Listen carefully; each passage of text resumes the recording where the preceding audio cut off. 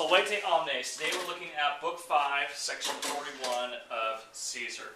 So you have tunc duces. Now, the leaders and the princes, or the first men of the Nervi, who had some reason, literally some approach for conversation, or some reason for talk, and a cause for friendship with Cicero. Okay, so these guys, deacon, said, as present tense of course, but said that they were wishing to talk. Okay, infinitive, okay? With potestas, literally with the, now this is an adjective absolute, literally with the power having been made, but we say with permission having been granted, they mentioned, commemorat, again present tense, the same things which Ambiorix had, and this is ago, perfect, pluperfect, so it's like discussed with Titurius, okay? That all of Gaul was, this is an indirect statement, in arms, and the Germans, now this is perfect with in the past, had crossed the Rhine. Okay, perfect infinitive. All right, I'm going to move this up here, and then we keep going here, talking the same thing that they mentioned before, and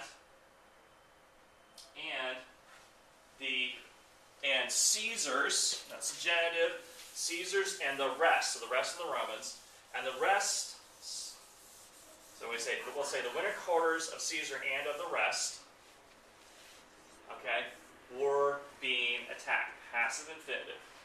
Okay, they also mentioned or added words about the death of Sabinius. Okay, and they showed Ambiorix. I don't think literally showed, but they showed Ambiorix for the sake of to show faith, to show the truth. Okay, literally this is a causa plus a gerundive construction for the sake of making fides, but we say showing faith. Okay, and then it keeps going here. They decut. They said that eos, that the Romans were in error, were wrong, if they were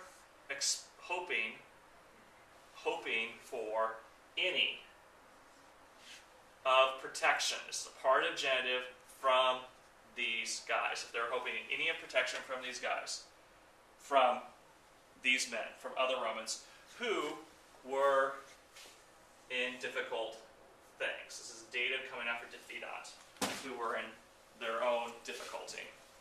Okay? Nevertheless, okay, say,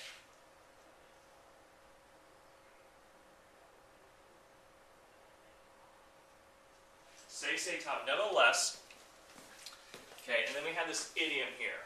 We have esse, this was in mind towards Cicero and the Roman people, for them. Okay, so we say, oh, they had in mind, we say, like literally they were in this mind towards the Roman people. I kind of make this go with animo. So we say, nevertheless, they had this in mind towards Cicero and the Roman people. That, as a result, they refused nothing, or they objected to nothing, so they're not upset about anything with the Romans. They like the Romans. Sure, that's why they're attacking. Except they did not like, they recusant the hiberna, the winter quarters. So they objected to nothing except the winter quarters. And nolent, they did not wish that this custom become established. Okay, intervertas scere means to become established. Okay, and then we go to indirect statement again. It is permitted, or it was being permitted, for who? Date of reference, for those men, the Romans, in columni, safe and sound, to leave from the winter quarters by them, or through them, and to set out, it was permitted for them to set out, proficisci, sine metu, without fear, okay, without fear, into whatever parts they were wishing. I know this is present tense, but past tense, into whatever parts they are wishing. Okay? Good. Alright, now let's go ahead and take a look what Quintus Cicero's response here is. He's pretty savvy. Okay, so Cicero, responded to these things in, like this is an idiom here, unam modo. So like responded once to these things in a way. So he's like responding to each of these things individually. Okay, each of these different situations. Okay.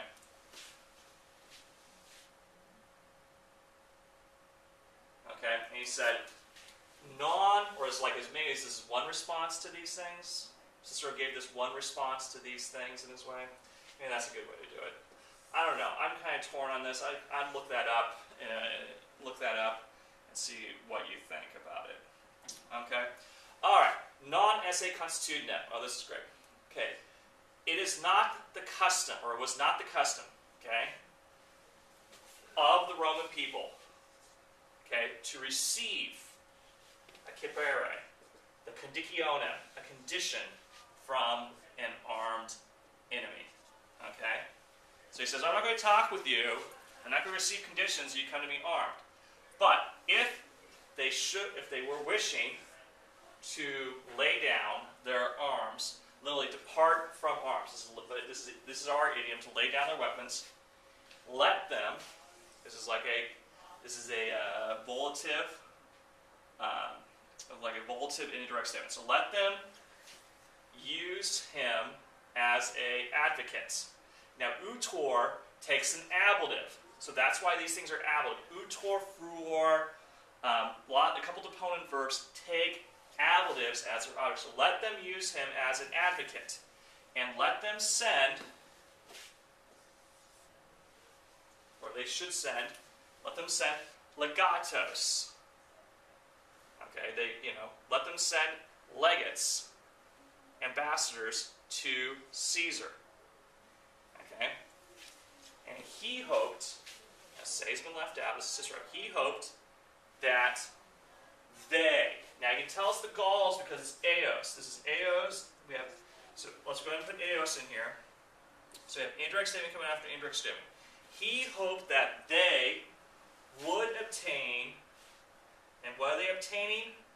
The antecedent of quae peterin. Ea, those things which they have sought for their justice. So he hoped that they, for their justice, for their rights, would obtain those things which they sought. So he says, well, if you lay down your weapons, we can go talk to Caesar about this stuff. Okay, and we will see what they do. All right. Volete omnes lingua latina est vita.